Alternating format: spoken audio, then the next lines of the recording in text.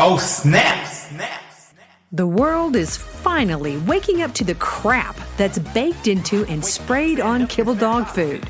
No longer can commercial pet food manufacturers fool us with pretty pictures and false promises. This is the raw dog food truth. The view and opinions expressed on this podcast are not intended to replace medical advice. Before starting any raw diet, do research, ask lots of questions, and consult your vet. Well, hello, raw feeders. I'm DeDe Murcer Moffett, CEO of Raw Dog Food and Company, where your pet health is our business. And we're friends like my friend, Dr. Judy Jasek. Wow, she doesn't let friends feed kibble even out there in Tennessee. No, ma'am. Matter of fact, got a new puppy over the weekend. That's so cool. Brought him home right on the raw. I didn't even ask what they were feeding him. I know they were not like a natural rearing breeder, but they did agree not to vaccinate him, because I said it was a vet and I wanted to do my own protocols. So they agreed to do that. And I just brought him home, put him right on raw. Never a problem. Loves eating it. He's had a little soft poop here and there, but for the most part, nice firm stools and just loving it. Never thought twice. Didn't even think about what he was eating before. Just, this is what he's going to eat going forward. And he's doing great on it. You know, Rick always says that to people. He's like, look, our dogs don't get a choice whether they're going to eat chemically laden food, right? They don't get a choice that they're going to eat cooked food. No, they're going to eat what they were created to eat, and that is raw, right? They may have a preference that they like duck over salmon or something like that. That may be true. And we're not going to force them to eat something that they absolutely hate. But they don't get a choice. Like people are, the people say, well, my dog's a picky eater. And well, what do you do when they're picky? Well, I give them kibble or I give them cooked food. And we're like, so your dog is controlling the situation, not you as the leader of the pack. Right. Right. You don't give them a smorgasbord, or they're just going to keep waiting for the next best offer. Right. But again, it's really weird, Dr. Jasek. I mean, 25 years of feeding raw. Well, I should say 24. It was in 2000. So in 24 years, I've never had a dog not want to eat raw food. Most of the time, they're knocking me down. Yeah. Okay. So totally. I'm not sure what's going on with some of these picky dogs. Have no idea.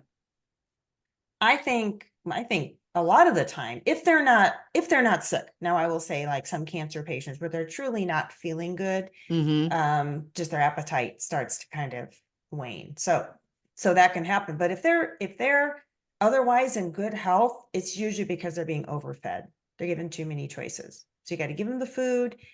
They don't eat it, you pick it up, and you don't feed them anything till the next meal. But I think people tend to, they didn't eat this, so then I'm going to offer them this, and I'm going to offer them this, especially little dogs. Having had Chihuahuas, my little 5-pound Chihuahua, if she started not eating real well, my first thought was, I'm feeding her too much. And I'd back off a little bit.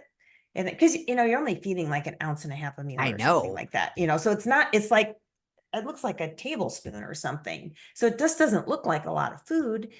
But if she had a few too many treats or something and she just wasn't that hungry, then she just stare at her bowl and look at me and like, can I have a treat instead? No, you just wait till the next meal. I'm like, okay, I need to start feeding her less. And then magically she was not picky anymore. She was very happy to eat.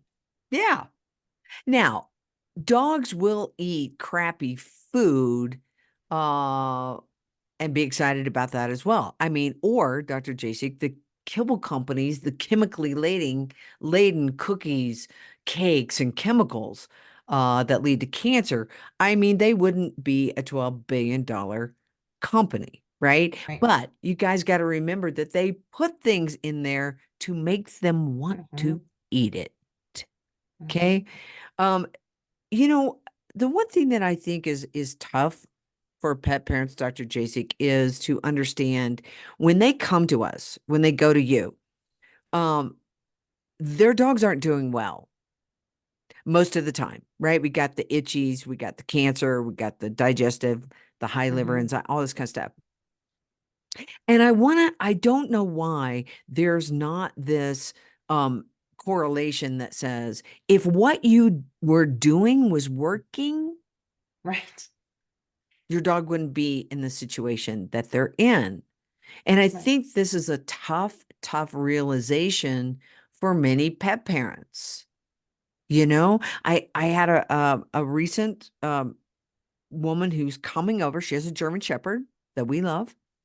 And the German Shepherd is 11, has ataxia now, um, is on Apoquil, has been on Apoquil for Mm. 2 years, on flea and tech, on heartworm, on kibble. And she's really, really worried about the bacteria level in raw and the purity of raw. But she's And poisoning her with all these, poisoning the dog with all these drugs, but worried right, about switching to a healthy diet. right. And this is she's just a wonderful woman, but this is the connection that is lost because the narrative is so strong, right? Mm-hmm. So I did ask the question, okay, how many rabies shots, right? How many rabies shots has your dog had? Well, the full whatever's required throughout 11 years. And I said, I don't think that there's one expert on our team that would say your dog should have another rabies shot. And shame on the vet that if your dog's on Apoquil, your dog's got itchies, your dog's got problems, that they went ahead and gave a rabies shot to your dog, Right. right? Which we're going to talk a little bit more about rabies here in a second because there's some cool stuff that's happening of people that are listening to the webinar and are taking that information that you have. But the next fear that this pet parent has, because this isn't the only pet parent that has it, is, well, I live in the mountains, okay? And we have predators, and what's going to happen if one of those rabid animals, attacks my dog? And I said, but what rabid animals? What Right. rabid animals are really out there, right? Did they do a necropsy on their brain? Have we really ever isolated that virus? Now that's a conversation that, you know, can't have right off the bat because that's just people think you're Too kooky. much. Yeah. Yeah. Too much. But the truth about it is that that fear, again, we talk about it all the time. The fear that my dog's going to get bitten by a rabid animal and therefore um, be unwell drives people to do things that make their pets unwell. I mean, even if you follow the conventional narrative, if you look up like what are the reservoir species, so these are the species that they say carry rabies. So of course, bats and skunks are the two main ones. So if you don't see a lot of bats and a lot of skunks where you are, it's not like wild animals are just all carrying rabies and out there ready to attack your dog. I would say people like up in the mountains, it's probably a lot safer, because, I guess you could have bats, but the skunks and stuff, I think they're more at the little bit lower elevations. And it's not just because you've got a ton of wildlife and the deer and all that, but that's what people are told. It's just all this made up stuff that the vet tells them, just, oh, you have there with all that, the wildlife, they're going to get rabies and they're going to get lepto. And, because the wildlife is like just a bunch of disease ridden. If those animals were so sick, they wouldn't be surviving, like the wild animals is survival of the fittest. If they had a serious disease problem, those individuals don't make it very long. So they're not the ones that are likely, to be interacting with your dog. I mean, being up in more closer to the natural world is probably the safest place for your dog to be. Well, if you have okay, which is one of the things that we say over and over again, but you cannot put a poison in a living being and expect them to be healthy, Right. period, bar none. I don't care what the narrative says that, well, it protects your animals. How? How does this poison that you have to do once a year or every month help your pet be healthy? How does that work, Dr. Jason? Can you explain that Right? to me? No, I can't. And in fact, You it makes them can't? sicker. It makes them sicker. It makes them sicker. They're the more of those vaccines they get and the more of these toxins they put in their body, they get sicker and sicker and sicker. And that's why they're on all the drugs that they're on. And you know, but it's hard for people to make that connection because people want to be able to trust their vet and they want to believe that they're doing the best thing for their pet. But they'll put all these poisons into their body, but raw food, oh my gosh, like that's really scary. I mean, we had an email from a new client this morning that is just like, I don't know if I can make this change, this is going to be really hard because people are telling me that, this is really, really bad for my pet. And my friends are telling me that I'm crazy for making this transition and all this. The narrative is just so strong, but it's based on nothing, because there's no sound evidence. There's so much evidence that vaccines make pets sick. I mean, you can see it. I mean, I've been tracking it my whole career, and there's even reports where, like the flea and tick medications, pets will get seizures or muscle tremors or things like that. Or ataxia. Yeah, ataxia. But there's never ever been a proven correlation between raw food and making a pet sick. A lot of presumptions, especially from the vets, but never yet. That's the thing that is the scariest and gets blamed. I don't understand it. It baffles me every day that I talk to clients how hard it is for people to make this change and to see through the narrative. I don't, this whole thing about the way these narratives get started and how strong they are is amazing to me. Like, the DCM thing, we've seen this over and over and over again. This stuff gets started and it's so powerful and it's so hard for people to break free from it. It's baffling no matter what you say. It's hard for people to, see something different or do something different.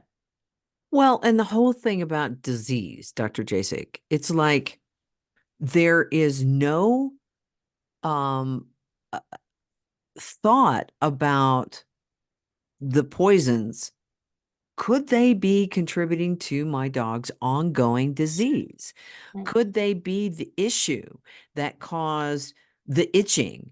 And then we just add another drug to it, like Apoquil, right? And then we're going to go ahead and do the flea and tick, and we're going to do the heartworm, and we're going to do all of the rabies vaccinations. How do we not look at that and say, that is poisoning my dog's body? And I guarantee you that it's because the pet parents cannot or don't make the association that, or let me say it like this. If a vet is recommending it and the vet is in the pet health business, then it must be good. Right. People believe the That's vets. the disconnect right there. The vet would not be doing something that is not healthy for my dog. Right. And I'm going to say, if you look at the veterinary industry as a pet health industry, then it will be very confusing. If you understand that it's a pharmaceutical sales outlet, then it's not so hard to understand. Exactly. They're programmed by the pharmaceutical industry. It's not medical training anymore. It's not any kind of education really, aside from like anatomy and surgery. Like that's like, okay, you got this bone connects to this bone and these arteries and all of that stuff. That's probably really true learning, but all treating all the diseases, it's all programming to use drugs. And it doesn't, they don't even really teach you. I mean, I feel like everything I learned in vet school about how the body works was probably wrong and just programmed. It was programming to use certain drugs because they teach you some things about, well, what they want you to think about how the body works and then how all these drugs are going to fix it.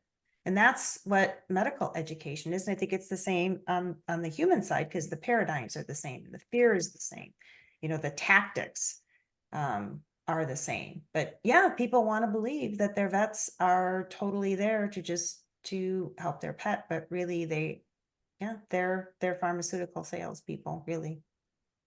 Yeah, and I want to talk a little bit more about the rabies information, but one of the things that I told this pet parent that we would talk about a little bit here on the podcast is I said there are alternative, and I hate to say alternative as we're learning right now, as you and I are both studying with the Bigglesons, but there is another solution to doing harsh pharmaceuticals to if you need help with flea and tick or heartworm. There are other solutions like garlic. Okay. And this sweet pet parent had said, oh my gosh, that's in the onion family. I can't give my dog garlic. Well, you can.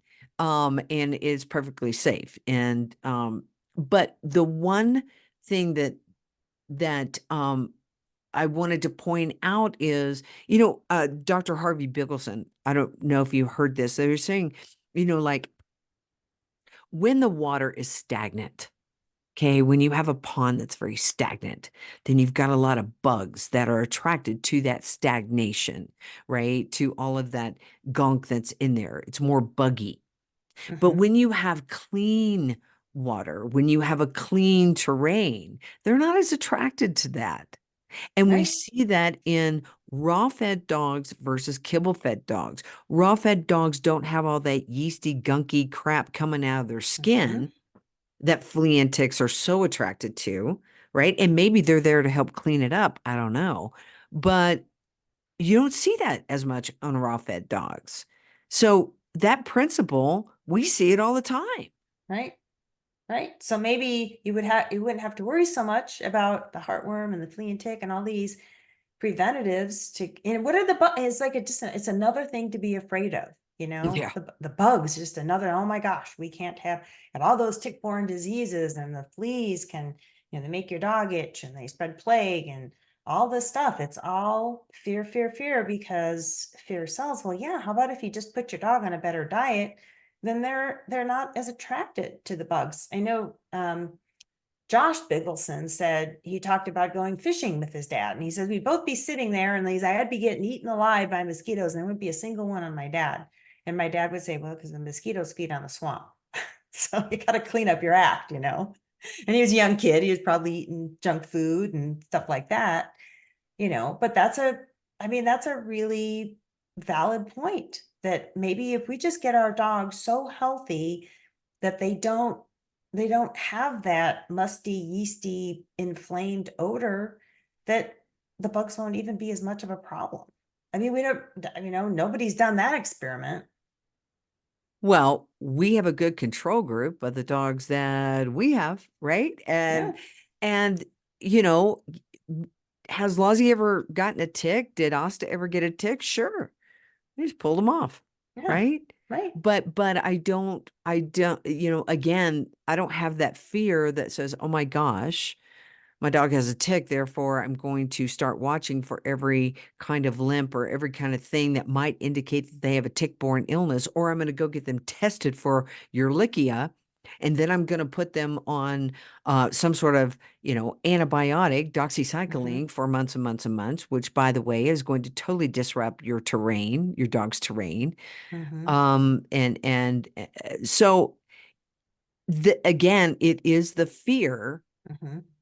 unsubstantiated fear that drives us to do these things that aren't healthy for ourselves or for our pets. But one thing we do know is if your pet is not doing well under the regimen that he's currently under, you can't just keep adding more of the same thing and expecting a better result. Speaking of fear, I'll talk to clients sometimes in the same area of the country. So the same risk of flea and tick and all that, it's in Mhm. the South where, there's a lot of fear around, these bugs and everything. And sometimes I'll talk to a client and say, do you do flea and tick prevent? No. Heartworm? No, we don't do anything. Do you ever have a problem with the flea? No, no. Find ticks? Every now and then, but we just take them off. Do you test your dog for heartworm? Sometimes they do. Sometimes they're just not worried about it. And their dogs are fine. Their dogs are not getting sick. But I could talk to another person. Well, you have to do that stuff here because the fleas are really bad.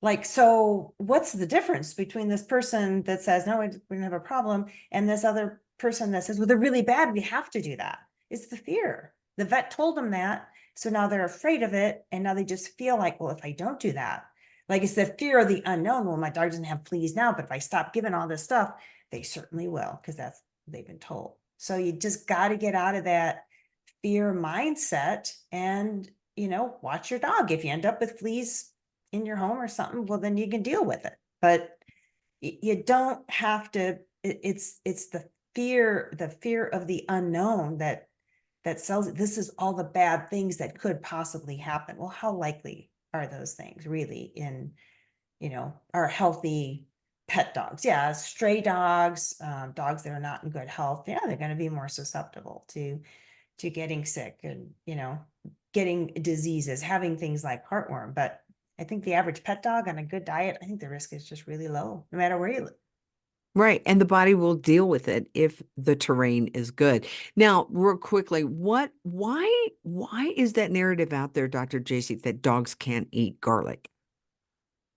Well, it is true that if dogs eat a lot of onion, because Mhm. they're related in the family, same Mhm. family of plants. I mean, it is true they get an anemia. I've only ever seen one case of this, but I think dogs have to eat a lot of onion. Like I've seen so many clients, like a piece of onion drops on the floor and the dog eats it and they're off to the ER and the poor dogs are sick from all the treatments, much more so than they would have been from the piece of onion. I think the only case I ever saw was like a little Shih Tzu, small, little 9 or 10 pound dog, and it loved green onions for some reason. And the people didn't know that it could be a problem. So they were literally feeding the dog green onions every day. Oh gosh. And the dog ended up, it gives them an anemia. But this dog had an ongoing exposure. So if you take a big dog, I mean, you translate that, take a 50 or 80 pound dog, they'd have to eat so much onion. I just don't think a dog would ever even ingest that much onion. I think they have seen this too in cattle, like in feedlots where, these poor feedlot cattle, they just bring in like truckloads of waste. Like say they've got onions freezing a field or something and they can't sell them to the public. So they just feed them to the poor cows and then they get they're eating nothing but onions for 2 days. They're going to get sick. Obviously, who wouldn't? Um, but anyway, so because garlic is in the same family, it's also been just given that bad reputation, well, it's toxic. Well, I mean, I think a dog would have to eat like so much garlic, like they'd get sick from eating the garlic before they could eat enough for like to be truly toxic. I mean, it upset their stomach. Right. And the amount you have to give just to change their body odor enough to repel the animals. I mean, I've been recommending there's a great product out there called Bug Off. It's from a company called Springtime. And it's just dried garlic, but it's nice and it's measured, tells you how much to give.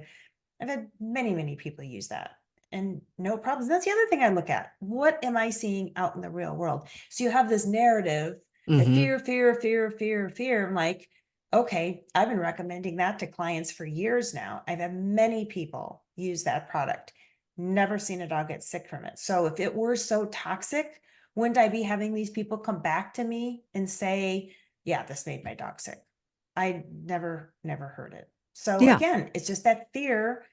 It's that fear propaganda. And why? Well, then they can sell you the flea and tick preventatives, the expensive, the things that the vet clinics make hundreds of thousands of dollars a year. They're not going to make much money if you go online and buy a garlic supplement or just give your own garlic. You could just give dried garlic, to Yeah. your dog. Yeah. And Dr. Jasek can help you with that if you guys want to look at alternatives to the toxins, which we would always encourage you to do. Then you want to get over to ahavet.com where you can work with Dr. Jasek. All right, so listen to this, Dr. Jasek. We got a email from a listener who listens all the time. And she said she did a Zoom call with you, and she absolutely loves you, by the way. But she said, anyway, she took her dog to the vet to have a bump checked out. And it turned out it was nothing but a floating rib that was flared out a little. Okay. But the vet tech immediately started pushing flea and tick preventative on this pet parent. And she declined. And so she dramatically put on gloves, sighed, and started combing through her dog looking for fleas and ticks. And she found what, Dr. Jasek? Nothing. Uh, and she said her vet came in, okay, and started on the vaccines. She said, my dog needs to be updated on everything. And she said, I declined it all. And she said, my dog actually had an adverse vaccine reaction previously, and she was in the ER for it. And she said, all of that is documented. And she said, her vet actually said to her, and she said, I quote, she said, well, she's still here, so it wasn't a serious reaction. Oh, the dog didn't die, so it wasn't that serious. Okay. So let's give some more vaccines. Maybe it'll be a little more serious this time. Then you can actually have a documented reaction. Exactly. And she said, I Awful. was floored. She said, so my dog has to die from her vaccine reaction for it to be severe. She said, well, then I said, I just want to pay for this visit and I want to get out of here. And the vet said that she could lose her license if I left without updating my dog's vaccine. Jeez. And she said, well, that sounds like her problem. Yeah, exactly. So we get out of there. And she said her invoice, and she sent me a copy of the invoice. She said it says declined next to everything. And she said, I asked for an invoice for just what I paid for. And the text said no, and asked if I had insurance. And she said, I do. She then said, my insurance needs to know what preventative measures I declined. Oh, yeah. So they're like, literally, they're trying to get the insurance company not to cover her. They're trying to pressure her into doing this stuff because the insurance will pay for it. Yeah. Right. And you know It's what's just crazy? awful. She said that this vet that she went to, which by the way is in Massachusetts, she said claims on their website that they are holistic. Okay. And she said, but she did some digging and they're owned by VetCore, but they're still practicing under the private practice name. And she said they offer acupuncture and Chinese herbs, but they push vaccines, they don't titer, and they push flea and ticks and all of those other toxins. Not very But holistic, doesn't sound like. right? So again, guys, this is invaluable information. The rabies webinar that's on our Rumble account, and Dr. Jasek has it on her site as well at ahavet.com. But our Rumble site, Raw Dog Food and Company, you will see the entire rabies webinar with the slides right there. You want to know this information so that when you get bullied, okay, and that's exactly what happens in the traditional medical field, whether you're somebody that's dealing with an issue yourself or whether your dog is, this is the bullying techniques. And if you succumb to it, there will be consequences, right? You have a choice. And this pet parent said, I'm going to be the voice for my dog. I'm going to decline all of this stuff. She'd already seen what vaccines could do. And obviously, this vet didn't think it was any big deal that this dog had a reaction and didn't die. Yeah. It's interesting how with a little bit of a push, people believe that veterinarians just want to take care of their pets and have their pets' best interest at heart, but with a little bit of a push, the true colors come out and they say things that are just so mean like that. Well, your dog didn't die, so, it's not a very serious reaction. I mean, how cold and uncaring, can that be? But, people need to see this. People need to see how far down the toilet the veterinary profession has gone. And then they'll realize, sadly, that they are not the caring individuals with their pet's best interest at heart. Like we are saying, they're salesmen.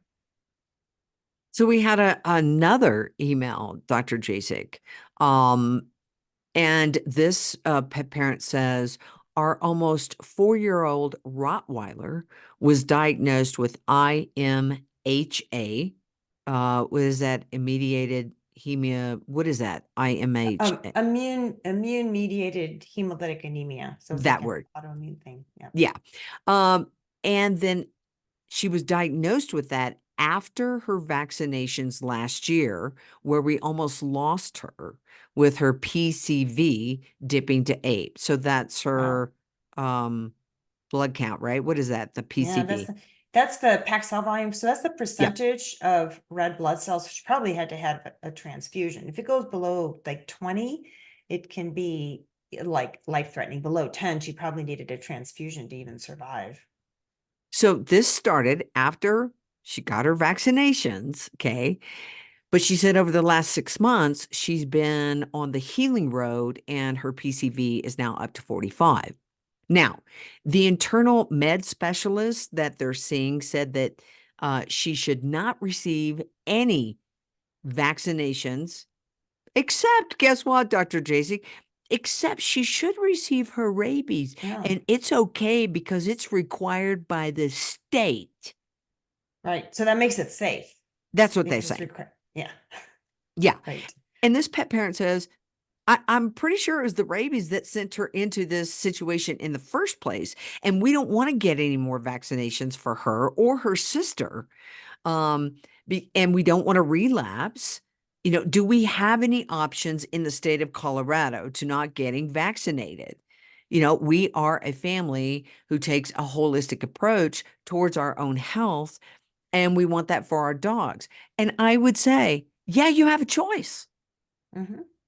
Now, I think what people are asking us, Dr. Jasek, is there a legal workaround?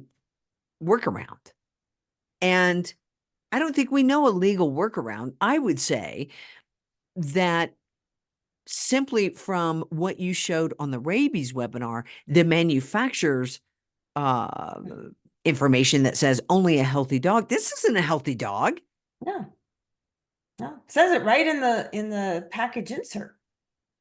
So, that should be done. Now, Colorado does allow a rabies, they actually have a state form that does allow a rabies exemption. I've written many of those. It does require a medical reason, but, a history of IMHA would be, a valid medical reason for, I mean, it's just so hard to even imagine that a vet would require a dog like that to get a rabies shot so that it could have care. But I guess it wouldn't surprise me if they did. But I've seen the exemptions work, like with some of the city and county, if they've got the thing, signed by a vet that says that the dog does have a medical condition. That can work.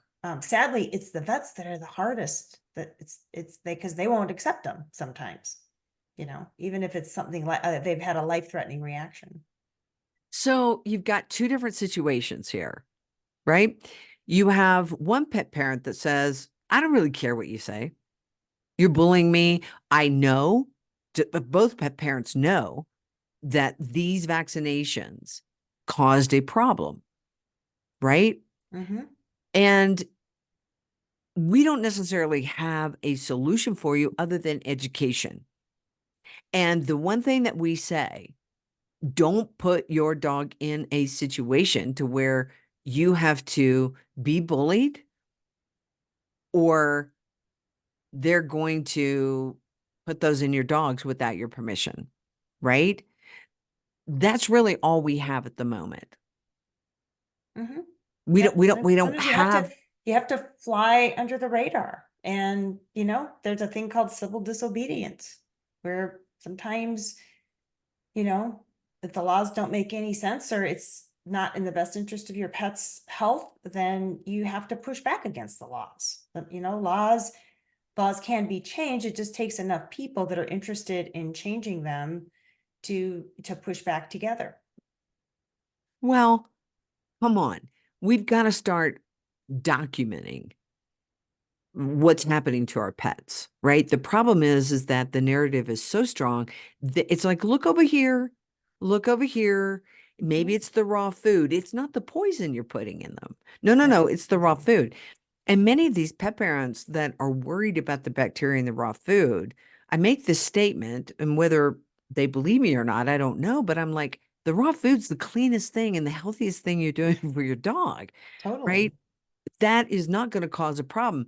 Um, Back to the first pet parent I was talking about, they were really worried because their dog was in this bad state where it has ataxia, it's having a hard time getting up, it's itchy, it's on Apoquel, the one that's doing the flea and tick and all the stuff.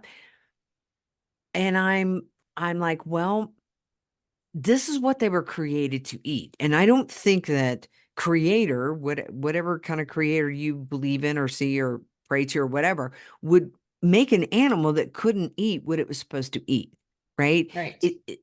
And she was worried because, like all pet parents, they want their pets to be healthy, that raw food would further compromise this dog's problems. And I said, we don't see that. Right? We don't see that good nutrition compromises a dog's issue. And I said, you can work with Dr. Jasek, and I'm pretty darn sure that even her cancer dogs go on raw food. Oh yeah. All the time. Right? So, My first choice in diet. right. And so I think we have to really start looking at folks, poisons, toxins versus bacteria, right? And we have to have bacteria. Bacteria is essential for life. It goes away, we die. Your dogs Right. die, right? Right. And you have to ask too, like people just say bacteria, like this broad scoping, like, well, what bacteria? Like there's, I don't know, probably millions of different types of bacteria. So which bacteria are you referring to? And people don't even know. The vets don't even know. They're just, well, bacteria, because you can make that into a scary word. Like, so which bacteria? I think I'm just going to start asking people. So exactly which bacteria are you referring to that you're worried about? Because there's many different species and 99% of them are actually beneficial. So which bacteria is it that you're so afraid of? Well, I ask that question um, when I get the question, does this food have everything my dog needs? And I say, what is your dog need? Well, does it have iodine? Well, how much iodine does your dog need? And they don't know. They don't have any idea. No, they don't know. And because they want, you know, they believe that there's a formula out there. And what we see is that meat, bones, organ, and fats. Maybe some days you just do raw meaty bones. Maybe some days you do blends that don't have organs in it. Maybe, whatever. Variety, right? Whether chicken, duck, turkey, pork, rabbit, lamb. If you can get, we have some venison. If you can get bison, or you can get this, you can get that. I mean, it's variety. What would Mm-hmm. a wild animal eat? Yeah. Right? Dogs are natural scavengers. They're used to eating all these different things. And I find a lot of people, like, they get on one protein and it goes well, and then they're afraid. They're afraid to, try something again. It's that fear, the fear of the unknown. Like, how could feeding your dog its natural diet do any harm? Say you feed it something it doesn't agree with, and gets a little diarrhea. Okay, we'll go back to what you're feeding before, figure it out, or maybe make the transition a little more slowly to new protein or something. But most dogs can transition around just fine, but then you are running the risk of not giving them proper nutrition if you just stick with the one protein. That's part of the deal. You have to do the rotation because, that is how you balance the diet. That is how you give dogs everything they need, by doing the rotation. And I mean, I like to add in a little extra organ, or you add in the extra body parts and the raw meaty bones, and just all of this variety. But there's just so much fear against, things like bones, or, I mean, you've heard all the stories too. I hear them all the time too. There's just so Right. much fear around why these different things would be bad for their pet. And it's not founded. None of it. It's just all talk. Brian said to me, I'm going to write an article on why, what is so scary about real food? What is so scary about real food? Why is that processed, chemically laden food doesn't frighten you, doesn't scare you at all?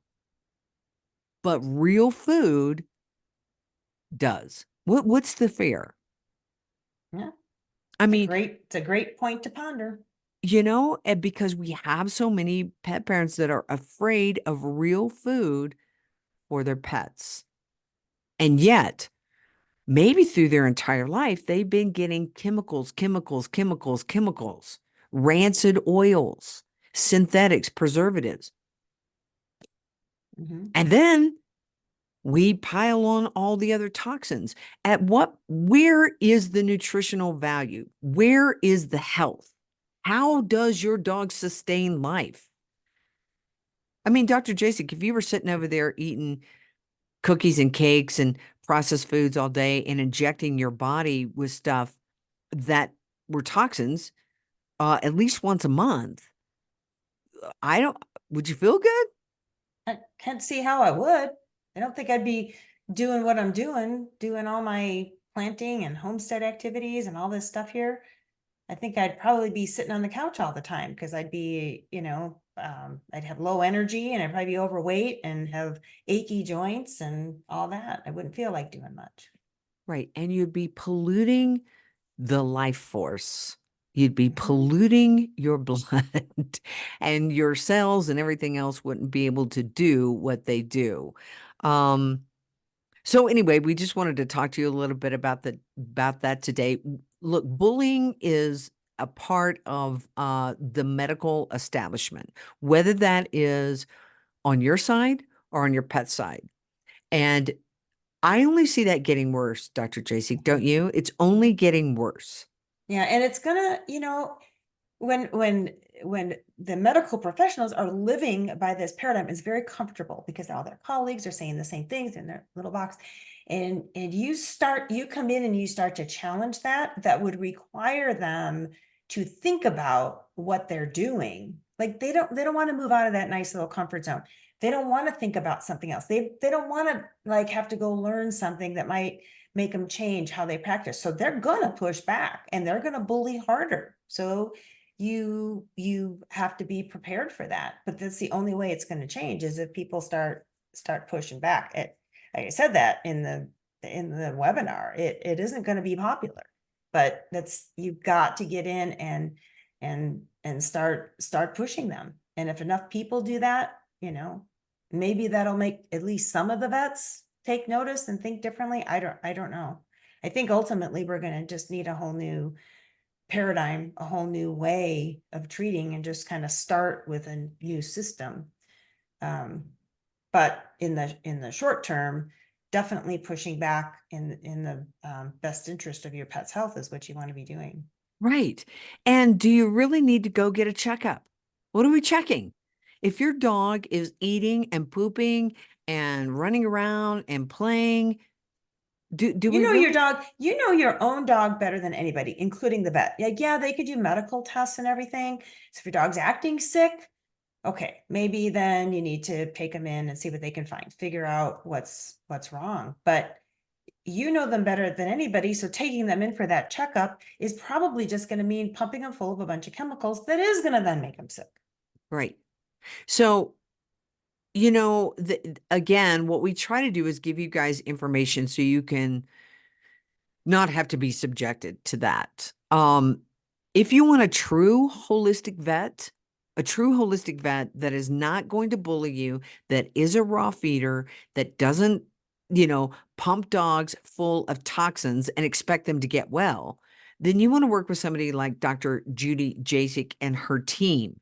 Okay. Even if she can't put her hands on your dog, there's a body of evidence, and there's a mindset and there's an energy that is very different.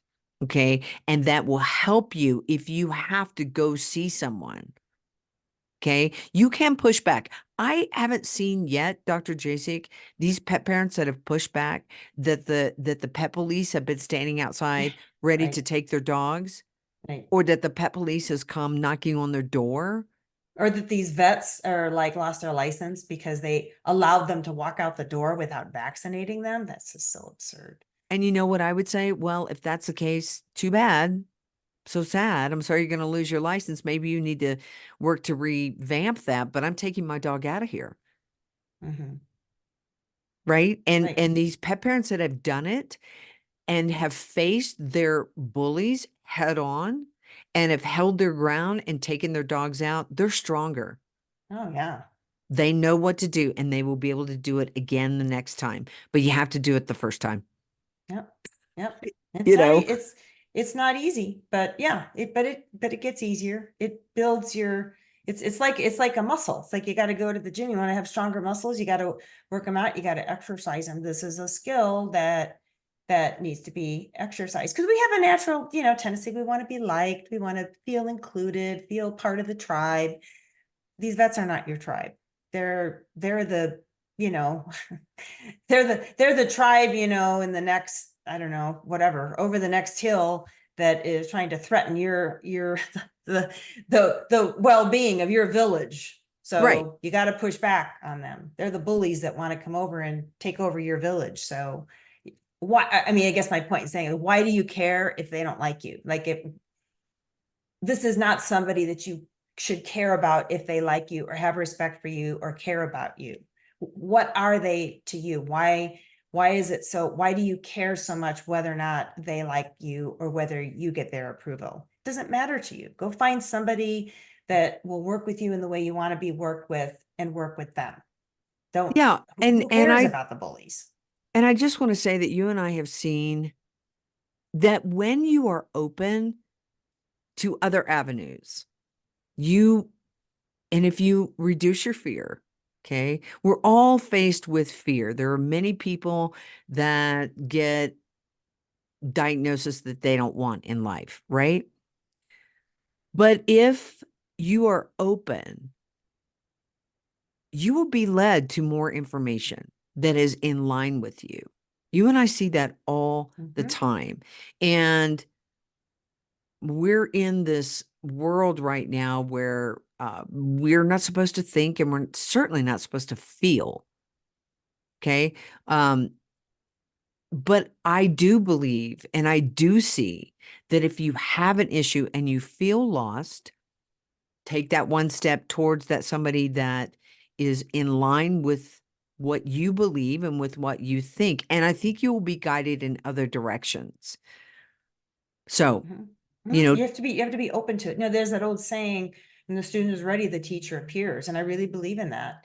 But you have to be really open to it yeah, and ask for the information. Ask whoever you pray or meditate or whatever, um, ask for the guidance. And I really believe that comes if you're truly open to it, but it might not come in the way you're thinking. So you have to be very open to, oh, I never thought about that, So you might be thinking, well, I need this and this and this and this, but the universe might send you information some other way, that you're not expecting. So you just have to be open to, um, a bigger plan than you can see.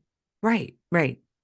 And the first step may be working with Dr. Jasek, right? And then maybe that leads you down another path.